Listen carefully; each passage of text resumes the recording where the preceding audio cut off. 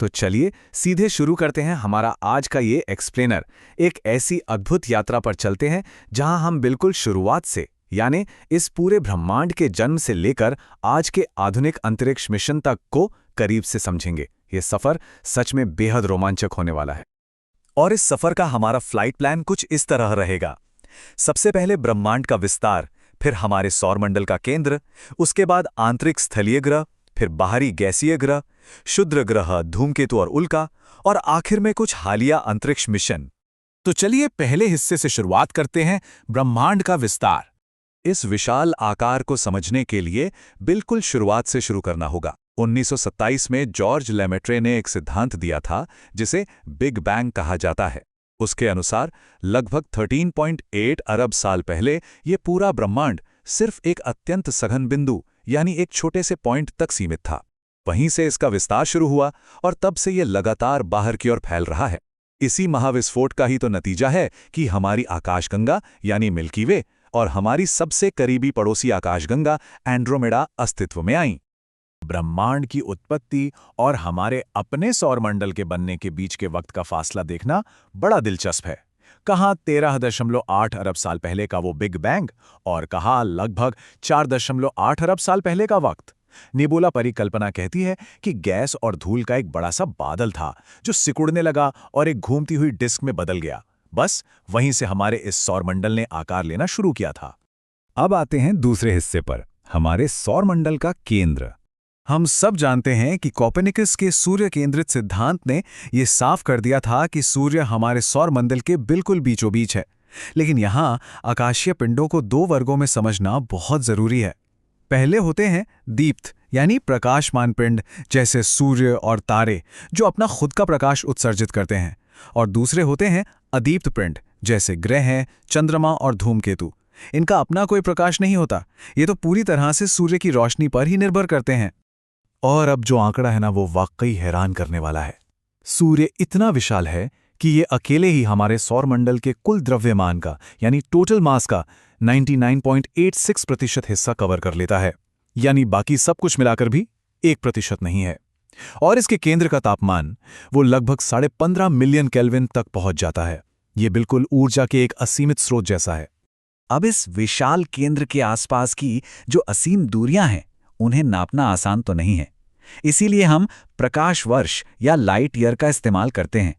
असल में एक प्रकाश वर्ष वो दूरी है जो रोशनी एक साल में निर्वात यानी वैक्यूम में तय करती है। ये लगभग 9.461 गुणा 10⁻12 किलोमीटर के बराबर होती है। पर दिलचस्प बात यह है कि सूर्य को पृथ्वी तक, जो कि 150 मिलियन किलोमीटर दूर है, अपनी रोशनी भेजने में सिर्फ 8 मिनट और 20 सेकंड का वक्त लगता है। बस सोचने वाली बात है कि रोशनी की रफ्तार क्या होगी। आगे बढ़ते हैं तीसरे हिस्से की तरफ, आंतरिक स्थलीय ग्रह। हमारे सौरमंडल में ग्रहों को मुख्य रूप से दो अलग अलग खेमों में बांटा जा सकता है। एक तरफ हैं टेरेस्ट्रियल या स्थलीय ग्रह जो आकार में छोटे और चट्टानी हैं, सूर्य के करीब हैं, जिनकी सतह ठोस है और जिनके पास चंद्रमा या तो है ही नहीं या बहुत कम है। और ठीक इसके उलट दूसरी तरफ हैं जोवियन या गैसीय ग्रह। ये सच में दानव हैं, बहुत विशाल गैसों से बने हुए, सूर्य से काफी दूर, और इनके चारों तरफ अनगिनत चंद्रमा और शानदार छल्ले या रिंग्स घूमते रहते हैं। जब इन आंतरिक चट्टानी ग्रहों को नज़दीक से देखते हैं तो सबसे पहले ध्यान जाता है शुक्र यानी वीनस पर। यह हमारे सौरमंडल का सबसे गर्म और सबसे चमकीला ग्रह है। इसके घूमने की रफ्तार इतनी धीमी है कि इसे अपना एक चक्कर पूरा करने में पृथ्वी के 243 दिन लग जाते हैं। फिर आती है हमारी अपनी पृथ्वी, जिसका घनत्व यानी डेंसिटी सौरमंडल के सभी ग्रहों में सबसे ज्यादा है, करीब 5.5 ग्राम प्रति घन सेंटीमीटर। चलिए अब रुख करते हैं चौथे हिस्से का, बाहरी गैसीय ग्रह। यहाँ एक बहुत ही मजेदार तुलना है। हमारी घनी नीली पृथ्वी और इन गैस दिग्गजों के बीच जमीन आसमान का अंतर है। शनि ग्रह को ही ले लीजिए।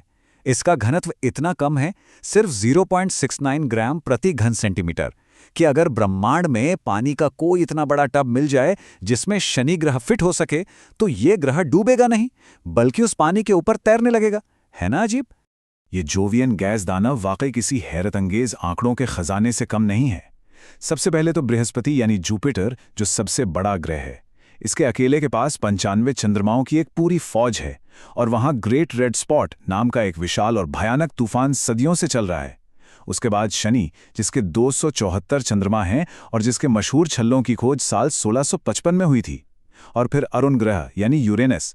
ये ग्रह तो अपने अक्ष पर 98 डिग्री तक झुका हुआ है, जिसे देखकर ऐसा लगता है मानो ये सीधे चलने के बजाय अपनी कक्षा में लुढ़कता हुआ आगे बढ़ रहा हो। अब आते हैं 5वें हिस्से पर, क्षुद्र ग्रह, धूमकेतु और उल्का। अक्सर इन नामों में थोड़ा कंफ्यूजन हो जाता है, तो चलिए एक चट्टानी पिंड का सफर स्टेप बाय स्टेप देखते हैं। जब कोई छोटा चट्टानी पिंड अंतरिक्ष में तैर रहा होता है तो उसे उल्का पिंड या मेटियोरॉइड कहते हैं। जब ये पृथ्वी के मध्य मंडल में घुसकर घर्षण से जलने लगता है और एक चमकती हुई लकीर छोड़ता है, तब हम इसे उल्का या टूटता तारा कह देते हैं।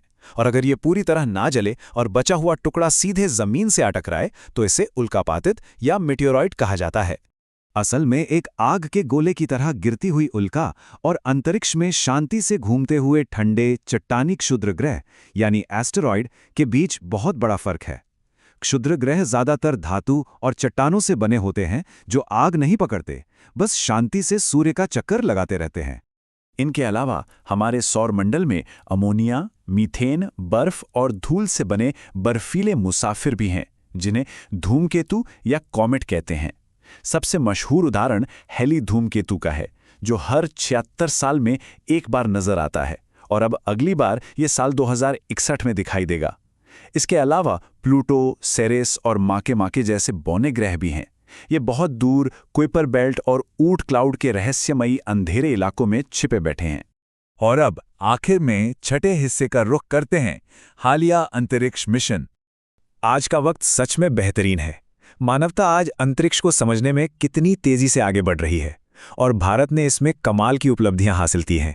आदित्य L1 को ही ले लीजिए, जो L1 पॉइंट पर स्थापित देश की पहली सौर वेधशाला है और जो सूर्य के रहस्यों से पर्दा उठा रही है। और चंद्रयान 3 की वो अद्भुत सफलता, विक्रम लैंडर और प्रज्ञान रोवर का चंद्रमा के दक्षिणी ध्रुव पर ठीक शिव शक्ति पॉइंट पर उतरना, ये ना सिर्फ भारत के लिए बल्कि पूरी दुनिया के विज्ञान के लिए एक बहुत बड़ी छलांग थी। तो इस पूरे एक्सप्लेनर के बाद बस इस एक विचार के साथ इस चर्चा को खत्म करते हैं। जरा सोचने वाली बात है कि 13.8 अरब साल पहले एक छोटे से बिंदु के फैलने से जो कहानी शुरू हुई थी, वो आज चंद्रमा के दक्षिणी ध्रुव पर मानवता के कदम रखने तक आ पहुंची है। हमने एक बहुत लंबा सफर तय किया है, लेकिन सच कहूं तो अपने इस अनंत ब्रह्मांड की प्राचीन उत्पत्ति की इन कड़ियों को जोड़ना तो अभी शुरू ही हुआ है। ये खोज तो बस एक शुरुआत है। अब सबसे बड़ा सवाल ये है कि आगे हम अगली कौन सी ब्रह्मांडीय सीमा को पार करने वाले हैं।